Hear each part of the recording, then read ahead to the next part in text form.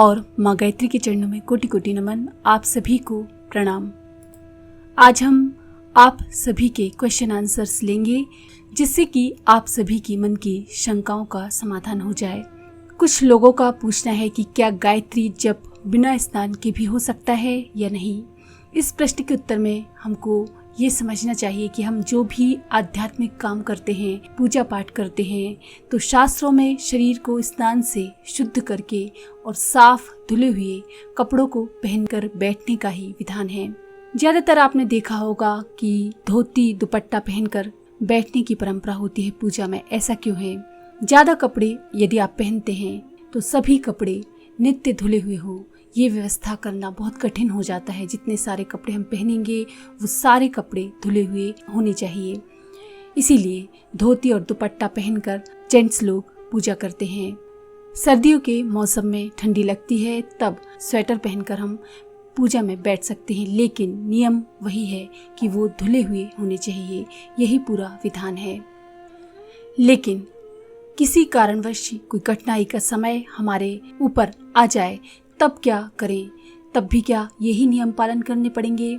इस विषय में हमारे शास्त्रकारों ने कठिनाई की स्थिति में लचीली नीति रखी है। ऐसे कड़े प्रतिबंध नहीं लगाए हैं जिनके कारण स्नान एवं धुले हुए वस्त्र की व्यवस्था यदि ना हो तो जब जैसा आवश्यक कार्य बंद करना पड़े। इसमें हमको दोहरी हानि होती है। नियम इसलिए बने हैं कि उपासना काल में ज्यादा से ज्यादा पवित्रता का हम प्रयत्न कर सकें।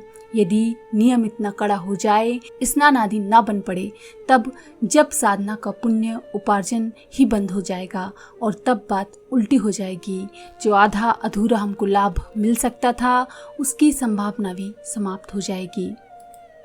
पूजा उपासना का हमारा मेन मोटिव क्या होता है? वो होना चाहिए कि हमारा आध्यात्मिक रूप से अंतर्मन शुद्ध हो। लेकिन यदि कठिनाइयों के समय ऐसा हमारा जप वगैरह ना हो पाए तो उसमें फिर हमको शास्त्रकारों ने थोड़ी सी छूट दे रखी है, जिससे हमको पूरा लाभ ना सही लेकिन कम से कम आधा अधूरा लाभ तो मिल ही जाए। शास्त्रों में ये भी विधान है कि शरीर, वस्त्र, हमारे जो पूजा के पात्र हैं, पूजा सामग्री है, देवों की प्रतिमाएं हैं, आसन है, ये सभी अधिकतम स्वच्छ बनाकर हमको पूजा उपासना करनी चाहिए। इसमें आलस्य को और प्रमाद को हटाने और स्वच्छता को उपासना का अंग बनाने की बात कही गई है। फिर भी कारणवश ऐसी कठिनाई हो सकती है जिनमें साधक की मनस्थिति और परिस्थिति पर ध्यान देते हुए विधान प्रक्रिया को, पूजा पाठ की प्रक्रिया को उस सीमा तक ढीला किया जाए। साफ सफाई की नीति को पूरी तरह तो समाप्त नहीं करना चाहिए, पर जहाँ तक आपसे संभव हो उतना कराने की ढील देकर क्रम को किसी प्रकार से कर सकते हैं। गतिशील तो आप रख ही सकते हैं। बीमार होने पर, दुर्बलता से ग्रसित व्यक्ति स्नान की सुविधा ना होने पर हाथ, पैर, मुंह धोकर काम चला सकते हैं। गीले तौलिए से शरीर को पोंछ लेने से भी आधा स्नान माना जाता है। वस्त्र यदि आपके धुले हुए ना हो तो ऊनी कपड़े पहनकर ये समझा जा सकता है कि उनके धुले ना होने पर भी काम चल सकता है। वैसे मैल और पसीना तो ऊन को भी स्पर्श करता है और उन्हें भी धोने की और धूप में सुखाने की आवश्यकता पड़ती है, पर चूंकि उनके बाल गंदगी को अपने अंदर नहीं सोखते, वह बाहर ही चिपकी रह जाती है गंदगी। इस दृष्टि से उसमें अशुद्धि का संपर्क कम होने के कारण बिना धुले हुए ऊनी कपड़े भी पवित्र माने जाते हैं। स्वच्छता की दृष्टि से वे भी ऐसे नहीं होते कि बिना धुले होने पर भी सदा उनका उपयोग हम करते रहें और ये माने कि सारा कुछ स्वच्छ है। इसीलिए इतना ही कहा जा सकता है कि व्यक्ति की असुविधा को ध्यान में रखते हुए शरीर और वस्त्रों की स्वच्छता के संबंध में उतनी ही छूट देनी चाहिए जिसके बिना काम ना चलता हो। अश्रद्धा, उपेक्षा, आलस में पड़कर प्रमाद वश स्वच्छता को अनावश्यक मानना और ऐसे ही मनमानी करना ये उचित नहीं है। यदि आप पूर्ण रूप से स्वस्थ हैं, सक्षम हैं, तो फिर आप पूजा में पूरी स्वच्छता का ध्यान रखें। रेशमी कपड़ों को पूजा में यदि हम यूज करते हैं तो हमें प्राचीन काल की और आज की परिस्थिति में अंतर को ध्यान में रखना होगा। प्राचीन काल में कीड़े बड़े होकर जब उड़ जाते थे तब उसके छोड़े हुए खोखले से रेशम निकाला जाता था। ये अहिंसक उपलब्धि थी, पर आज तो ज़्यादातर रेशम जीवित कीड़ों को पानी में उबालकर और उनका खोखला उपलब्ध करके प्राप्त किया जाता है। इसमें मारने वालों की तरह पहनने वाले भी अहिंसा के नियम के उल्लंघन करने के दोषी बनते हैं।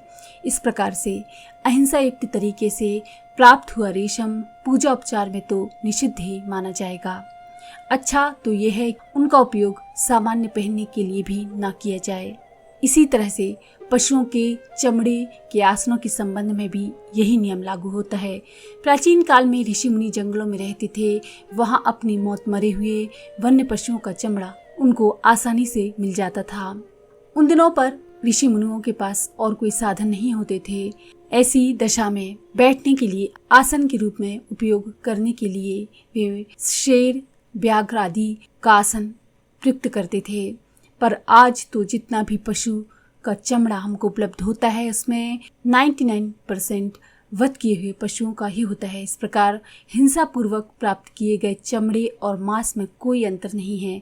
आज जब आसन के लिए ऊनी, सूती, कुशा, चटाई आदि के अनेक प्रकार के बिना हिंसा से प्राप्त आसन पूरे में उपलब्ध है, तो फिर पशु चर्म का उपयोग करने की क्या आवश्यकता है। अहिंसक विधि से बनने वाला आसन ही सबसे अच्छा है।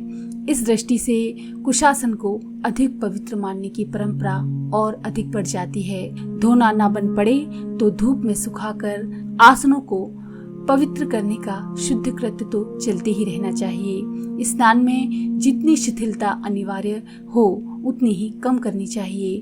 जहाँ तक बन पड़े रोज स्नान करके ही जाप करना चाहिए। उपासना के समय यदि नेचर्स कॉल के लिए अगर आपको उठना पड़े तो फिर से हाथ पैर धोकर बैठा जा सकता है पूजा में। छींक आ जाए, अपान वायु आ जाए, जमाई आ जाए, तब 3 आचमन कर लेने से शुद्धि हो जाती है। बीच में यदि शौच जाना पड़े तो स्नान अनिवार्य नहीं है। जितना बन पड़े हाथ पैर मुंह धोकर बैठ जाने से भी काम चल सकता है। तो अगर आपको ये जानकारी पसंद आई तो प्लीज लाइक करें, शेयर करें, सब्सक्राइब करें और बेल के आइकन पर क्लिक करके ऑल पर क्लिक करना ना भूलें।